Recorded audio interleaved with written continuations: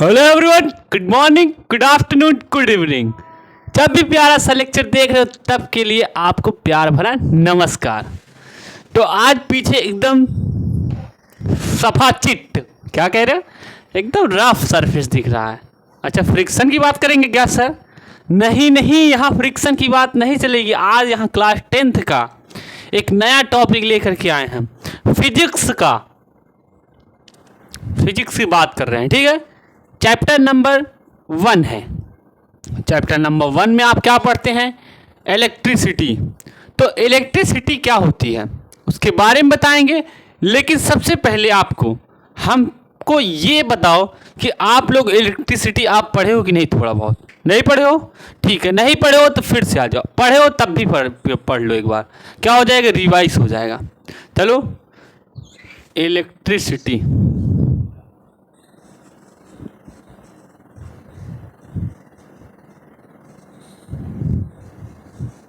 ठीक है, current electricity हम पढ़ेंगे। करंट इलेक्ट्रिसिटी का हिंदी में मीनिंग होता है विद्युत धारा। क्या होता है? विद्युत धारा। हमको ये पता है कि आज के जितने लोग हैं, जितने बच्चे हैं, जितने पेरेंट्स हैं, कोई भी की बात कर रहा हूँ, सबको करंट इलेक्ट्रिसिटी के बारे में पता होगा। क्यों?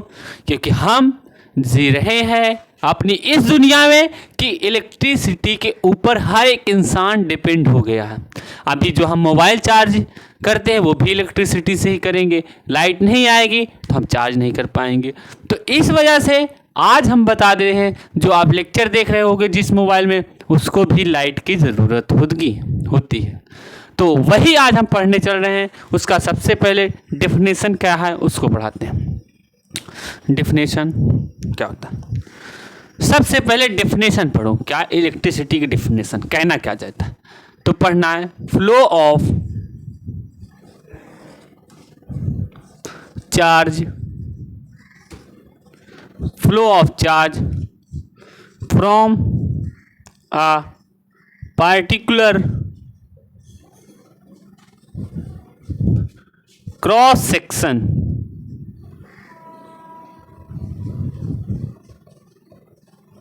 of area of a conductor per unit time। क्या बोला? कि flow of a charge from a particular cross section. एक पार्टिकुलर क्रॉस सेक्शन की बात कर रहा हूं यहाँ पे। कोई दो क्रॉस सेक्शन का मतलब होता है एरिया। ठीक है, अगर मान लो वायर लियो यही, ठीक है, तो हम इस वाले क्रॉस सेक्शन की बात कर रहा हूँ, यहाँ कोई और नहीं बात हो रही। तो इलेक्ट्रिसिटी जो होती है, इसका चार्ज जो होगा फ्लो करेगा इसी पार्टिकुलर क्रॉस सेक्शन से of area of a conductor. ये क्या है? कंडक्टर मान लो, लेकिन ये अभी तो इंसुलेटर है। इसमें क्या होता है? इलेक्ट्रिसिटी फ्लो नहीं करेगी। ठीक है, पर यूनिट टाइम की बात। तो फार्मूला होता है I is equal to Q upon T. ठीक है, I is equal to Q upon T बोला। तो ये करंट की फार्मूला है। अगर बोल दिया कि चार्ज निकालो, ये सब निकालो, तो कैसे निकालो? तो Q equal to I T होता। ऐसा यूनिट की बात कर लेते हैं। SI यूनिट क्या होता है? SI यूनिट होता है एम्पियर। एक आध यूनिट और आप बता दो। कूलाम पर सेकेंड। इसको लिखा जाता है कैसे? कूलाम सेकेंड इनवर्स भी लिख सकते हैं। ये नोट करने का। अगर आपको MCQs में ये वाला दे दिया कि इलेक्ट्रिसिटी का जो है SI यूनिट क्या होती है, तो एम्पियर दिया है तब भी टिक कर देना, कूलाम पर सेकेंड दिया है तब भी टिक कर देना, और क्या दिया है, कूलाम और सेकेंड इनवर्स इस तरीके लिखा है तब भी टिक कर देना कि ये सही है। तीनों दे दिया तो लिख देना ऑल ऑफ दिस। लिखना नहीं, वहाँ डी ऑप्शन में दिया होगा ऑल ऑफ दिस, तो ऑल ऑफ दिस पर टिक करके चले आना। क्या कहना कि भैया ने बताया है। चलो आगे चलते हैं। कूलाम पर सेकेंड तो नोट करो, फिर चलेंगे। अच्छा, जो करंट होता है उसको मेजर किससे किया जाता है? तो measurement of current,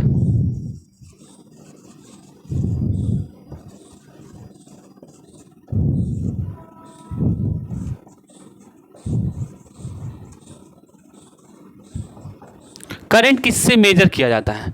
current is measure by ammeter. इसको किस में लगाया जाता है? सीरीज में, सीरीज में लगाया जाता है।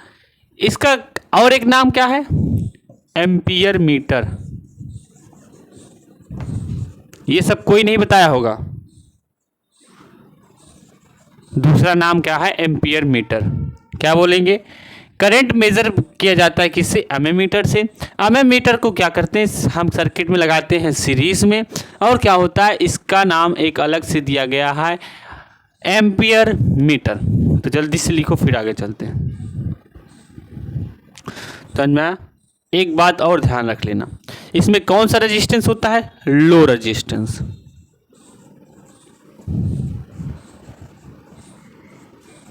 देखो, जब एग्जाम में, बोर्ड का एग्जाम देने जाना ना, तो पता कैसे लिखना? Point wise, first point, second point, एक ये बता देना, नाम बता दे रहे हो, इसके बारे में बता दो, इसका एसआई यूनिट, प्लस में डेफिनेशन बता दिए। इतने में तो 4 नंबर दे देगा। कौन देगा? एग्जामिनर, जो चेक करता है। तो चलो लिखो, फिर जल्दी से लिखो, फिर हम आगे बढ़ते हैं।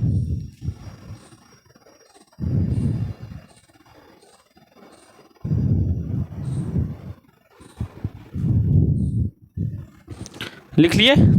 चले आगे। अब क्या पढ़ेंगे? अब पढ़ेंगे हम डायरेक्शन ऑफ करंट। क्या पढ़ेंगे? Direction of current. दिख तो बढ़िया से रहा है। करंट की डायरेक्शन पढ़ते हैं हम लोग। यहां लिखें, direction of current.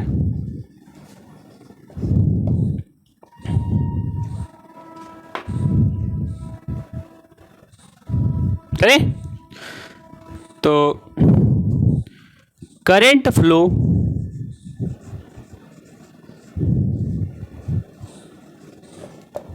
in a conductor from positive terminal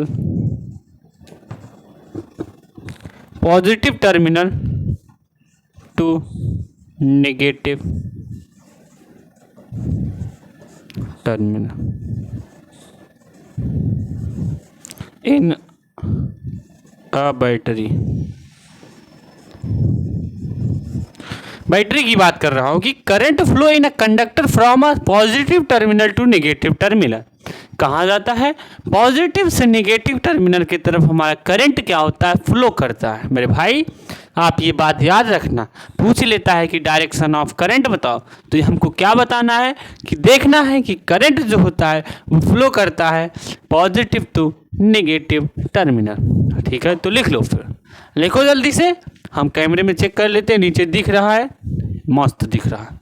writing अच्छी है? नहीं है। जब अच्छी होगी तब हमको बताना, नहीं अच्छी होगी तब भी बता देना। इरेज कर रहा, 1 मिनट बच्चों। चलो आगे करते हैं, इरेज करें फिर लिखना। चलो,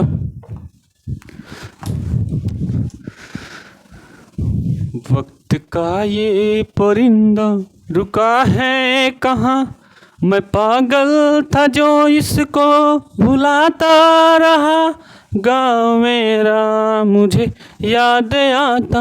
अरे ये सब गाने हैं ना, तो सुना करो। जो बच्चे घर से दूर रहते हैं वो उनके लिए है। चलो ठीक है, आगे चलते हैं। अब ये डायरेक्शन ऑफ करंट पूछ ले, इसके ऊपर अगर क्वेश्चन पूछ लेगा, जैसे करंट तो मैंने बता दिया कि क्या होता है, उसका डायरेक्शन होता है पॉजिटिव टर्मिनल टू नेगेटिव। अगर पूछ लिया कि इलेक्ट्रॉन का डायरेक्शन बता दो, तो लिखना कि direction of electron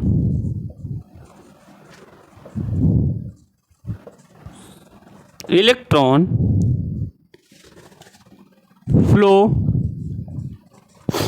from negative terminal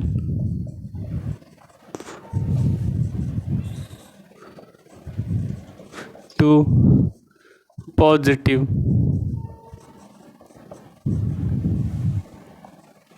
terminal. कहाँ पे? नेगेटिव से पॉजिटिव तरफ। इलेक्ट्रॉन हमेशा करंट के जस्ट अपोजिट चलता है। चलो एक बैटरी बनाते हैं, ये रेजिस्टेंस है,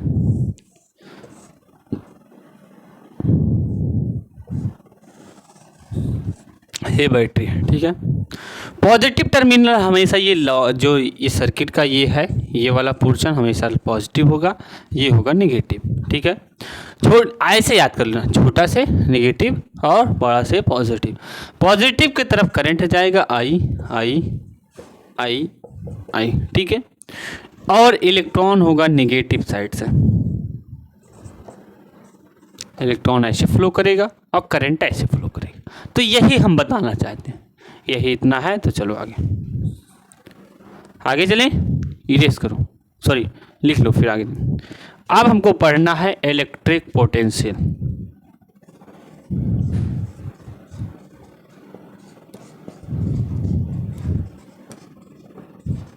इलेक्ट्रिक पोटेंशियल की बात करते हैं। इलेक्ट्रिक पोटेंशियल का जस्ट मतलब आप सबसे पहले बता दो, एकदम आसान भाषा में, एकदम अच्छे से पढ़ेंगे, ठीक है। इसका मतलब होता है कि वर्क डन क्या होना चाहिए? Work done from moving charge. क्या करना है? Moving charge from a particular point, किसी पार्टिकुलर पॉइंट से, किसी भी, तो वो किसी इनफाइनाइट से, मतलब अगर यहाँ एक पार्टिकुलर हमारा पॉइंट है तो इनफाइनाइट से क्या करें हम, वहाँ से एक कोई चार्ज है, यहाँ मान लो एक चार्ज है पॉजिटिव का चार्ज, ठीक है, और यहाँ कुछ है, ठीक है, ये पार्टिकुलर पॉइंट। तो ये इसके लिए हम इसको इन्फिनिटी मानते हैं। क्या मानते हैं? इस भाई साहब के अकॉर्डिंग हम इसको क्या करते हैं? इन्फिनिटी मान।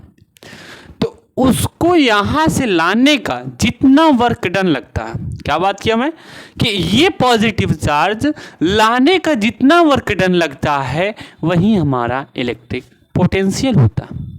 क्या बोला? कि work done from a moving of a charge from infinity point to a particular point. क्या कहते हैं? किसी भी पॉइंट से इन्फिनिटी का चार्ज ला करके क्या करना, उसे वर्क डन, ठीक है। चलो आगे,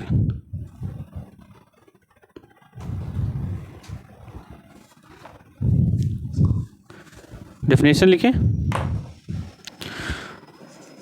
वर्क डन, लिख लो इसको, तब इसको इरेज करके ऊपर ही लिख देंगे, आगे अच्छा है। तो कहानी कहाँ चल रही थी? थोड़ा I am busy from another काम, दूसरे काम से फुर्सत नहीं था, दूसरे काम से बिजी थे। तो चलो कहानी चलते हैं वर्क डन। अच्छा इसको कहा था इरेज करके लिखना था, क्या लिख देते हैं एक ये, क्योंकि मैं दो लिखता ना, electric potential plus potential difference दो लिखने वाला था। चलो कोई बात नहीं, फिर से वर्क डन इन क्या moving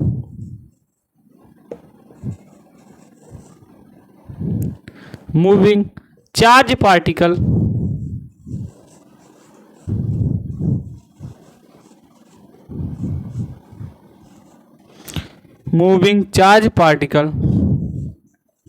from infinite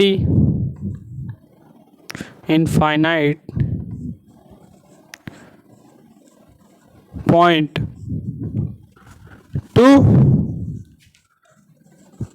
to a particular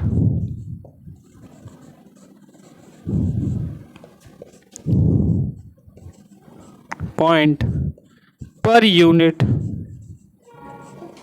charge is called electric potential।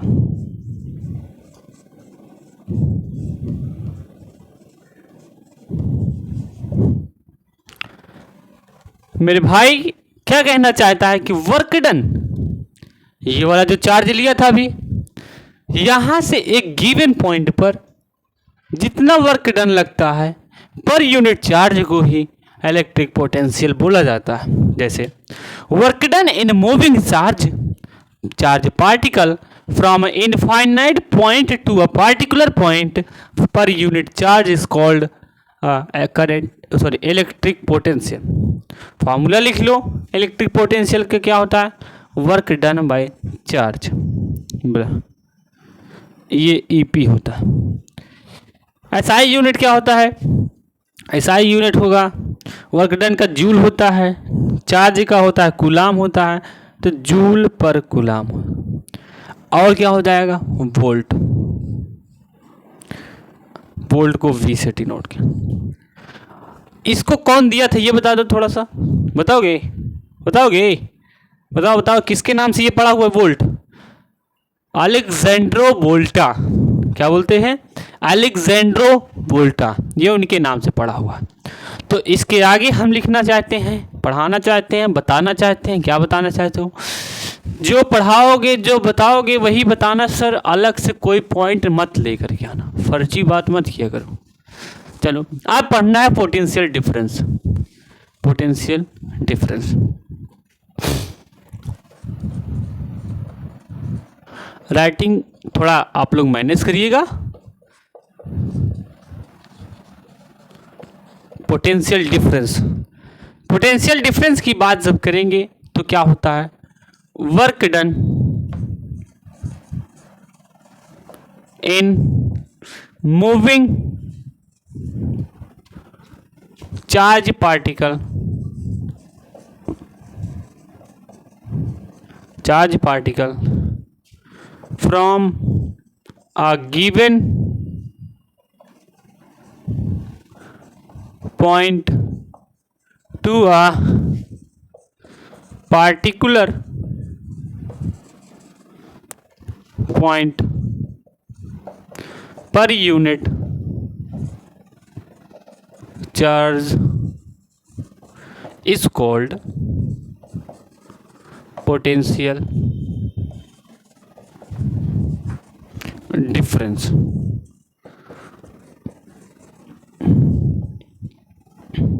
क्या कहा कि work done in moving charge particle from a given point, इसमें क्या है, इसमें इनफाइनाइट से नहीं ला रहे हैं, इसका मेन डिफरेंस होता है ये पोटेंशियल डिफरेंस दो स्पेसिफिक पॉइंट के लिए होता है। और जो इलेक्ट्रिक पोटेंशियल होता है उसमें एक इनफाइनाइट से चार्ज ला करके पुट करते हैं दूसरे पॉइंट तक, जितना वर्क डन लगता है पर यूनिट चार्ज को हम इलेक्ट्रिक पोटेंशियल बोलते हैं। लेकिन पोटेंशियल डिफरेंस को क्या बोलेंगे, किसी गिवन पॉइंट से पार्टिकुलर पॉइंट तक पर यूनिट चार्ज को हम क्या बोलेंगे, पोटेंशियल डिफरेंस। थोड़ा तेजी से बोल दिया, चलो आराम से समझाते। आराम से का मतलब work done in moving charge particle from a given point to a particular point per unit charge is called a potential difference. Means इसका कहने का मतलब ये एक पॉइंट गिवन है तो एक चार्ज ये भी पॉइंट इन्फिनिटी पे नहीं है, ये गिवन पॉइंट है, मीन्स इसका कोई डिस्टेंस रहेगा, ठीक है। तो उसके बीच में इतना जितना वर्क डन लगेगा पर यूनिट चार्ज, मीन्स चार्ज से डिवाइड कर दोगे तो क्या आ जाएगा, हमारा पोटेंशियल डिफरेंस आ जाएगा। चलो 1 वोल्ट को कैसे डिफाइन करोगे बताओ, 1 जूल एनर्जी से पर यूनिट 1 कूलाम से। 1 वोल्ट को डिफाइन किया जाता है पर यूनिट एनर्जी को, मीन्स पर यूनिट जूल में करेंगे और इसको करेंगे कूलाम में, तो इसका वो हो जाएगा जूल पर कूलाम, मीन्स एसआई यूनिट इसकी ना। और इससे तो वोल्ट होती ही है, ठीक है। आप इसको मेजर किससे किया था, एंड वोल्ट मीटर से।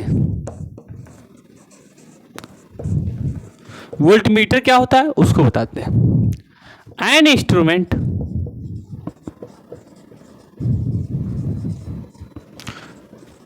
which measure the potential difference,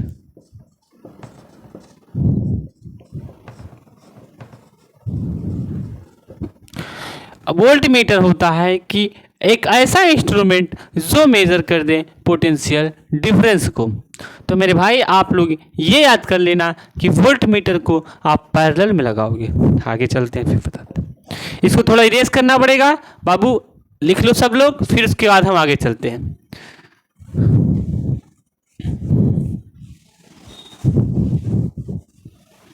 आज आप लोग को एक कहानी सुनाएंगे। 2 मिनट की कहानी रहेगी लेकिन सीख बहुत बड़ी मिलेगी। पहले इस पढ़ लो तब। क्या? वोल्ट मीटर को पैरेलल में जोड़ा जाता है, ठीक है।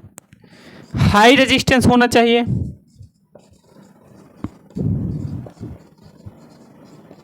ठीक है। वोल्ट मीटर को हमेशा पैरेलल में जोड़ेंगे और हाई रेजिस्टेंस होना चाहिए। और एमीमीटर का लो रेजिस्टेंस होना चाहिए और सीरीज में होना चाहिए। ये सब बेसिक पॉइंट है, इसको याद कर लेना मेरे भाई, क्योंकि हम लोग के ज़माने में इसी में स्टिक से मार देते थे, थप्पड़ पड़ता था जिसको नहीं याद होता था। हम अपनी बात नहीं कर रहे हैं, हम अपने जब कोचिंग में पढ़ते थे, हम अपनी ट्यूशन में जब पढ़ते थे, तो जो बच्चा ये नहीं बताता था मार देते। हम उसी मोबाइल में आकर के मारूंगा अगर नहीं कर पाओगे तो। पूछने चल रहा हूँ, बताना जल्दी से। चलो बताओ, एसआई यूनिट ऑफ करंट बताओ जल्दी से, क्या होता है बताओ? बता दिए तो लिख दो कमेंट में, ठीक है। SI unit of potential difference नहीं बताओगे? चलो ठीक है, जो बता देगा उसी में लिख दो। ये था वोल्ट मीटर, ये पोटेंशियल डिफरेंस, इलेक्ट्रिक पोटेंशियल आ गया। क्वेश्चन करवाएंगे, थोड़ी आप लोग वेट करिएगा कि अभी करवा दें, जैसा कहो आप लोग करवा देते हैं अभी। लिखो question,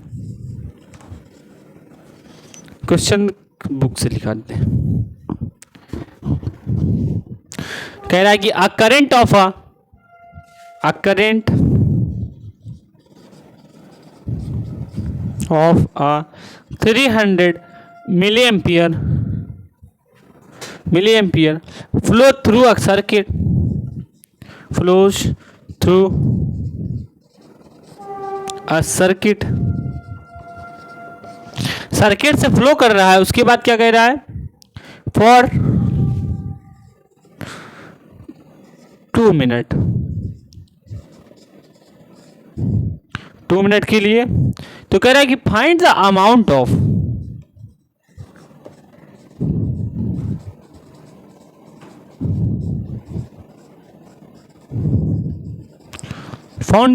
of charges that flow through a circuit, through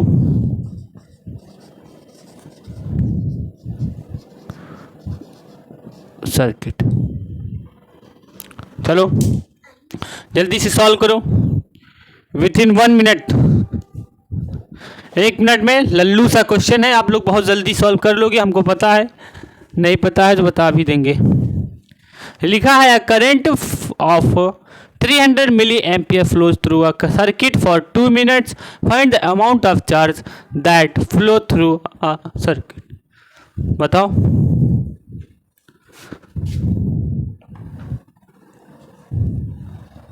चले ऊपर तो रेस करेगा क्योंकि क्वेश्चन तो सॉल्व करना है।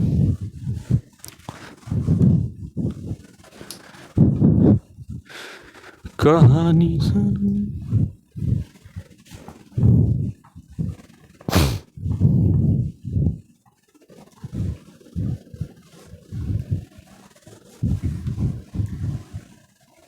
चलो, क्वेश्चन करने का सबसे अच्छा मेथड होता है कि आप सबसे पहले ध्यान से क्वेश्चन को पढ़ो, ठीक। मैं एक बात बताता हूं कि अगर क्वेश्चन को सॉल्व करना है तो क्वेश्चन को रीड करते समय आपकी आंखें खुली होनी चाहिए। क्वेश्चन को रीड करते समय आपकी आंखें खुली होनी चाहिए। फिर उसके बाद जब सॉल्व करने लगो तो आंखें चाहे बंद कर लो। मेरा कहने का मतलब है कि क्वेश्चन हमेशा ध्यान से पढ़ा जाता है। उसमें क्या होता है कि जो चीज़ें गिवन है वो आपके माइंड में चलनी चाहिए तुरंत। जब माइंड में चलने लगेगा तो सॉल्व करते समय आपकी आंख खोलने की ज़रूरत नहीं पड़ती। ये बात वही हुई ना, किसी इंसान के ऊपर अगर भरोसा करना है तो सबसे पहले आंखें खोलकर उसके बारे में जान लेना चाहिए, फिर उसके बाद ऐसा भरोसा करो, चाहे आंखें बंद कर लो, वो भरोसा तोड़ेगा नहीं।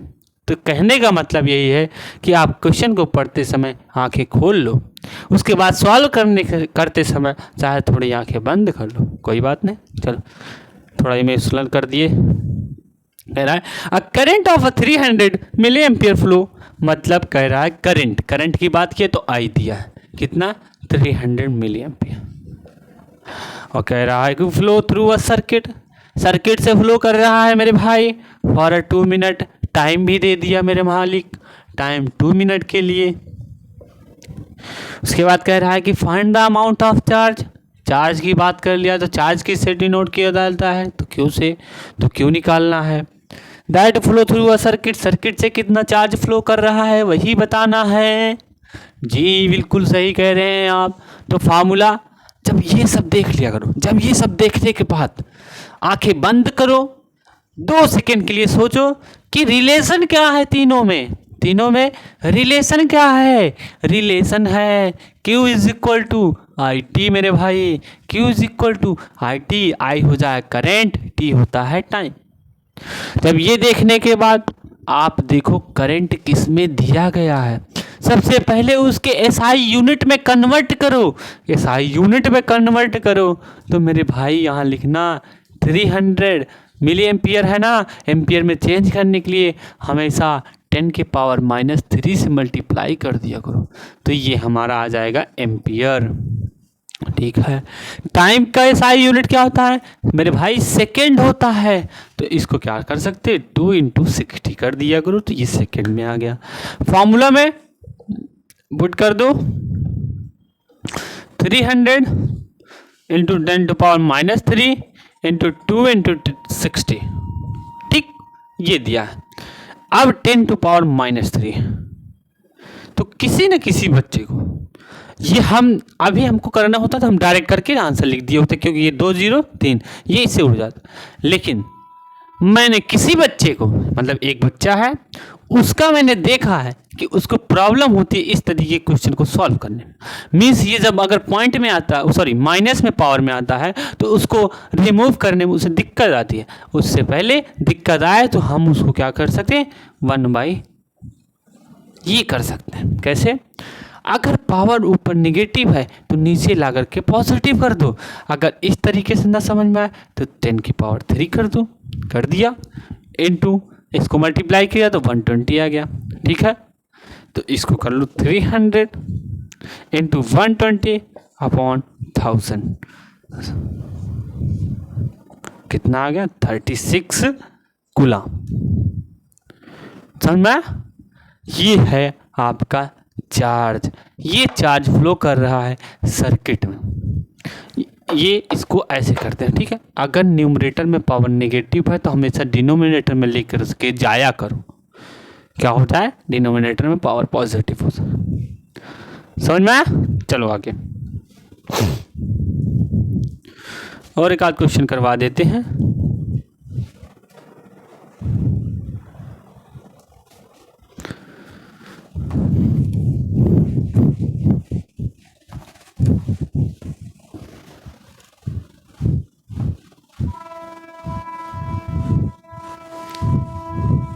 अब पढ़ना है हमको ओम्स लॉ। क्या पढ़ना है? Ohm's law. लेकिन उसका मैंने 10 मिनट का वीडियो पहले ही अपलोड कर दिया, और क्या कहते हैं जो वीडियो है बहुत अच्छा कॉन्सेप्ट में दिया, तो आप पीछे जाकर के सर्च करना Ohm's law integrity by Brijesh Yadav. Ohm's law लिखना, फिर मेरा चैनल का नाम लिखना जिसका नाम है इंटीग्रिटी, फिर उसके बाद मेरा नाम लिख देना ब्रिजेश यादव। ओम्स लॉ को हम छोड़ते हैं, अब आ जाते हैं किस पर आ जाएंगे, अब रेजिस्टेंस पढ़ते हैं।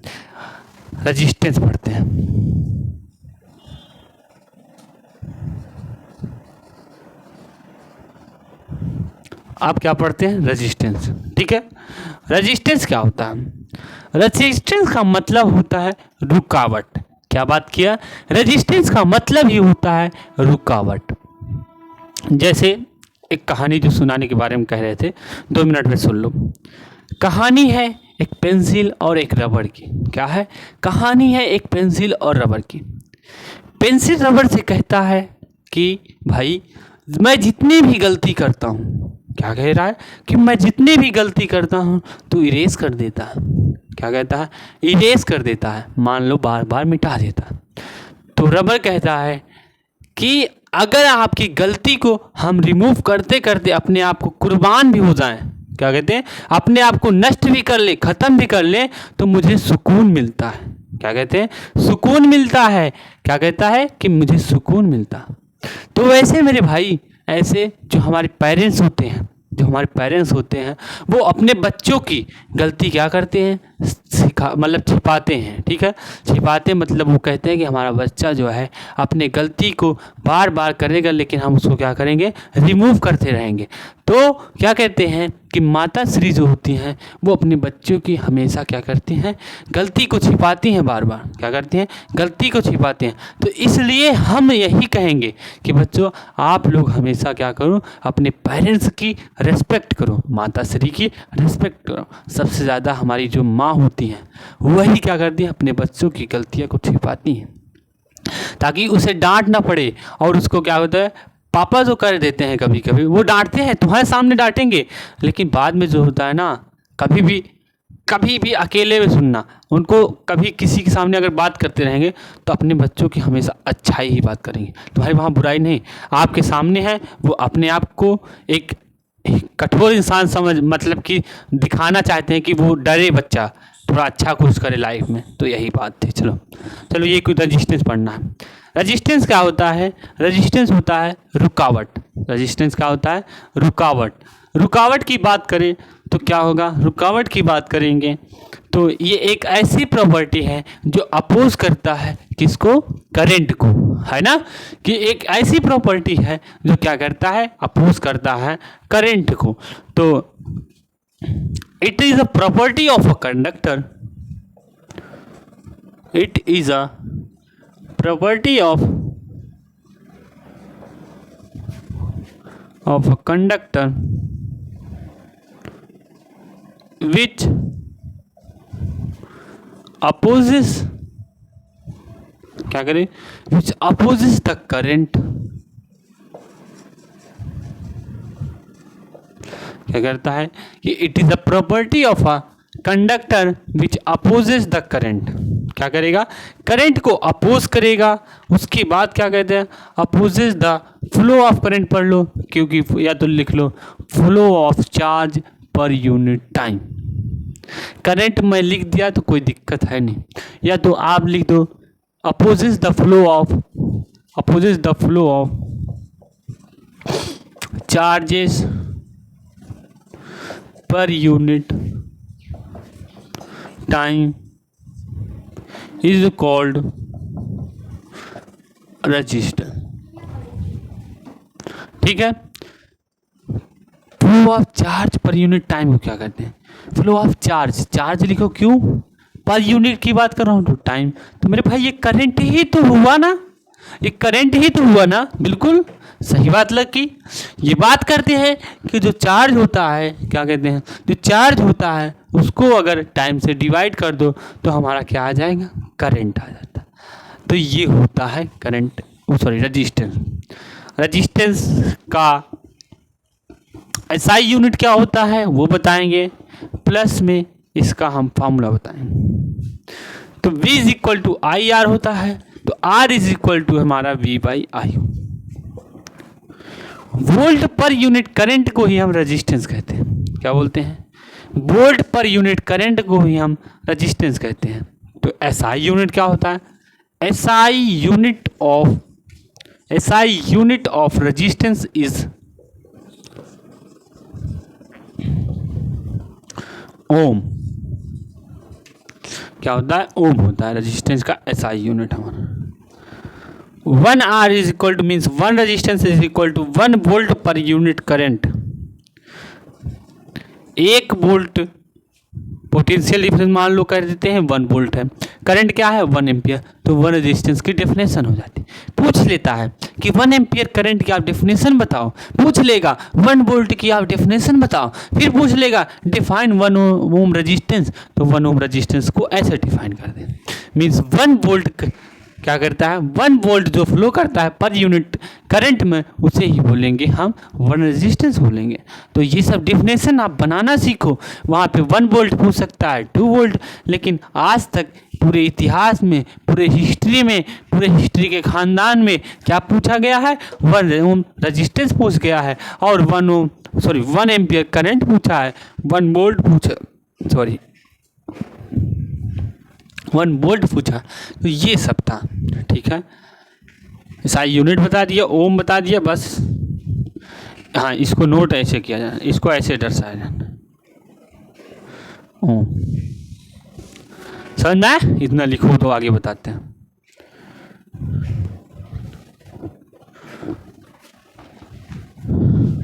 लिख लिए, आगे चले, दिख तो रहा है मस्त सा। यहाँ पे लिख लो फैक्टर्स विच डिपेंड्स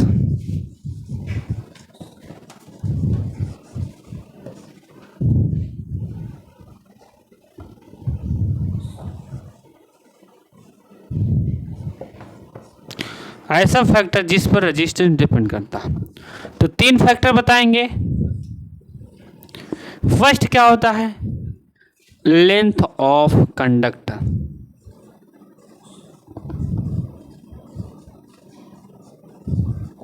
सेकंड क्या है, area of cross section. Third क्या है, नेचर ऑफ मटेरियल।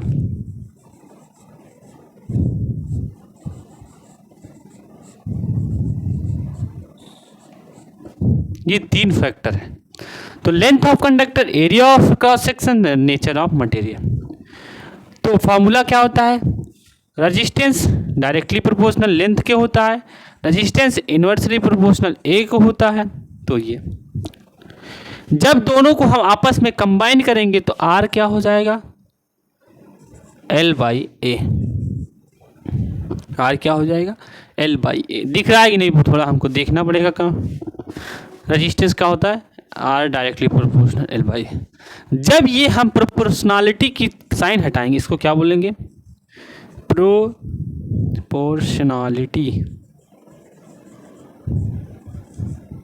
जब ये को हटाएंगे तो R is equal to ρL/A ये होता है, ठीक है। रेजिस्टेंस जितना बढ़ाओगे लेंथ उतना बढ़ेगा, लेंथ जितना ज़्यादा रेजिस्टेंस उतना ज़्यादा, ठीक है। और क्या कहते हैं, एरिया जितना ज़्यादा रेजिस्टेंस उतना कम। इन्वर्सली प्रोपोर्शन का मतलब ही होता है जस्ट अपोजिट। ये चलो, ये क्या होता है, ये हमारा रो होता है। रो क्या हो जाएगा, रजिस्टिविटी, इसका नाम है रजिस्टिविटी, इसका नाम है रजिस्टिविटी। ये किस पे डिपेंड करता है, डिपेंड्स ऑन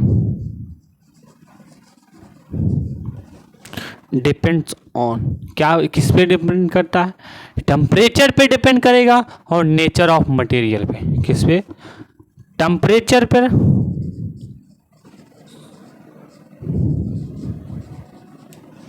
दूसरा है नेचर ऑफ मटेरियल। 2 चीज़ों पर डिपेंड करता है, टेम्परेचर प्लस में नेचर ऑफ मटेरियल, ये चीज़ें हैं। आगे चलें, एक पॉइंट और बताते हैं। ये सब बहुत इंपॉर्टेंट पॉइंट है, कहीं बताया जाया होता होगा, अरे सब टीचर पढ़ाते हैं तो सब बताएंगे। अरे यार इधर दिख नहीं रहा है, सॉरी बच्चों, it's very humble request to see this. चलो, टेम्परेचर लिखा हुआ है और नेचर ऑफ मटेरियल लिखा हुआ है, ठीक है। और एक चीज़ की बात करते हैं, और चीज़ एक बात करते हैं, किस पे डिपेंड करता है, नेचर और मटेरियल पे। और अब क्या कहते हैं, कंडक्टर में अगर आप देखोगे तो हमारा जो रो होता है वो लो होता है। रो क्या है, रजिस्टिविटी। और यहीं पे अगर हम नॉन कंडक्टर पे देख लें, मीन्स इंसुलेटर पे, तो हमारा जो रो होगा वो हाई होगा। समझ रहे हो? कंडक्टर में हमेशा रजिस्टिविटी लो होती है और इंसुलेटर पे रजिस्टिविटी हाई होती है। समझ में आया हमें? तो इसके लिए आपको सबसे पहले हमारे पढ़ना है, पढ़ के एक ऐसे कॉन्सेप्ट को एक ऐसे बिल्डअप करो कि ताकि एग्ज़ाम देने के पहले आपको हर एक चीज़ को रिवाइज करने की ज़रूरत ना पड़े। एक बार में पढ़ने की कोशिश करो। इतना मैंने तो सोचा था कि इसको एक ही लेक्चर में कंप्लीट करेंगे, लेकिन मन कह रहा है कि इसको 2 लेक्चर में कंप्लीट करो ताकि थोड़ा और क्वेश्चन वगैरह करवा दें। ठीक है, तो ये लेक्चर बड़ा हो जा रहा है, 40 मिनट का वीडियो हो गया है, तो इससे अच्छा है थोड़ी देर बाद सेकेंड लेक्चर में पढ़ाएंगे। चलो, सबके लिए प्यार भरा हमारा नमस्कार। और सबसे पहले आप हमारे चैनल को इतना से इतना शेयर कर दो कि सारे बच्चे को ये पता चल जाए कि हमारे यहाँ 10th की भी क्लास चलती है। हम ये नहीं कह रहे हैं कि आप सब्सक्राइब करो, आप लाइक करो, नो, लेकिन ये पता चलना चाहिए कि सारे बच्चे इसको पढ़ें। ठीक है, फ्री एजुकेशन है तो अच्छे से पढ़ लो। ठीक है, तब के लिए बाय।